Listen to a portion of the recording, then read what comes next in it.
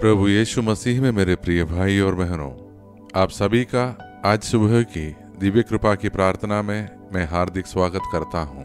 आज हम प्रभु के वचन में एक बहुत ही गंभीर और सशक्त संदेश सुनने जा रहे हैं।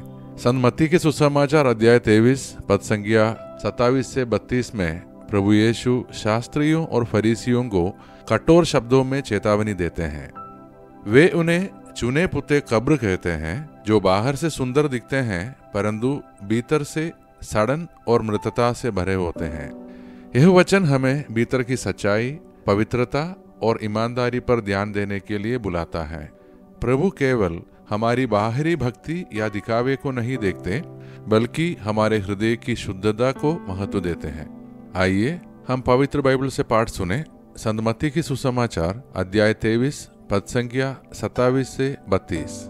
हाय तुम पर, हे शास्त्रियों और फरीसियों, कपटी लोगों, क्योंकि तुम उन चुने पुती कब्रों के समान हो, जो बाहर से सुंदर दिखाई देती है, मरे हुओं की हड्डियों और सब प्रकार की अशुद्धता से भरी रहती है।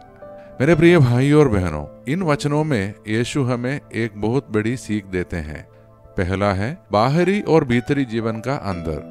फरीसी और शास्त्री बाहर से धार्मिक और नियम मानने वाले दिखते थे, पर उनके भीतर लालच, ईर्ष्या और कपट भरा हुआ था। दूसरा, ईश्वर को चाहिए हृदय की पवित्रता। परमेश्वर के लिए हमारी आंतरिक सच्चाई ज्यादा महत्वपूर्ण है, क्योंकि वही हमारे मन और आत्मा को भली भांति जानता है। तीसरा है आधुनिक जीवन से संबंध। आज भी हम अक्सर लोगों के सामने अच्छा दिखने की कोशिश करते हैं, परिवार, समाज या चर्च में, परंतु हमारे भीतर गुस्सा, पाप या क्षमा न करने की भावना रखते हैं। यह वचन हमें चुनौती देता है कि हम केवल दिखावे के लिए नहीं, बल्कि सच्चे मन से प्रभु के सामने पवित्र और ईमानदार बने रहें। चौथा, आत्मिक शुद्धता का महत्व। हमें चाहिए कि हम हर दिन आत्म परीक्षण करें। क्या मैं प्रभु की इच्छा के अनुसार जी रहा हूँ? क्या मेरा जीवन केवल दिखावा है या मैं अंदर से भी पवित्रता की ओर बढ़ रहा हूँ? आज का यह वचन हमें बुलाता है कि हम कपट और पाखंड से दूर होकर सत्य, प्रेम और सच्चाई में प्रभु की महिमा करें। तो अब आइए प्रिय भाई और बहनों, हम सब अपने आप को प्रभु के हाथों में सौंप दें और मिलकर प्रार्थना करें।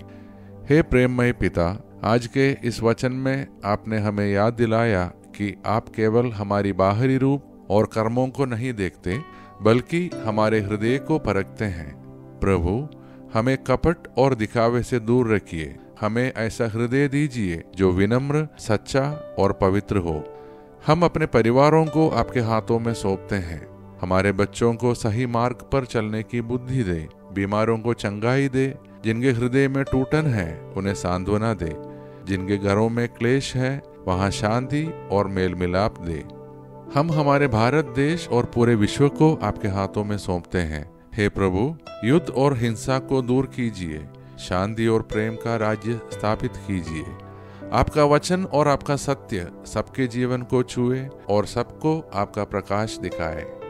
आज जिन भाई बहनों का जन्मदिन या विवाह की वर्षगांठ है, उन्हें विशेष आशीर्वाद दीजिए।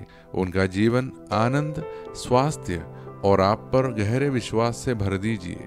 हे यीशु, हमें भीतर से शुद्ध बनाइए, ताकि हमारा जीवन केवल बाहर से नहीं, बल्कि भीतर से भी आपका प्रेम और पवित्रता प्रकट करें। ये सारे प्रार्थनाएं और हमारे मन के अन्य प्रार्थनाएं हम समर्पित करते हैं हमारे प्रभु और आपके पुत्र यीशु मसीह के नाम पर, आमीन। हमारा पिता परमेश्वर का प्रेम, प्रभु यीशु मसीह का अनुग्रह और पवित्र आत्मा का सहभागिता हम सभी के साथ सदैव बना रहे, आमीन। मेरे प्रिय भाई और बहनों, आज का यह वचन हमें भीतर की सच्चाई पर ध्यान देने के लिए बुलाता है।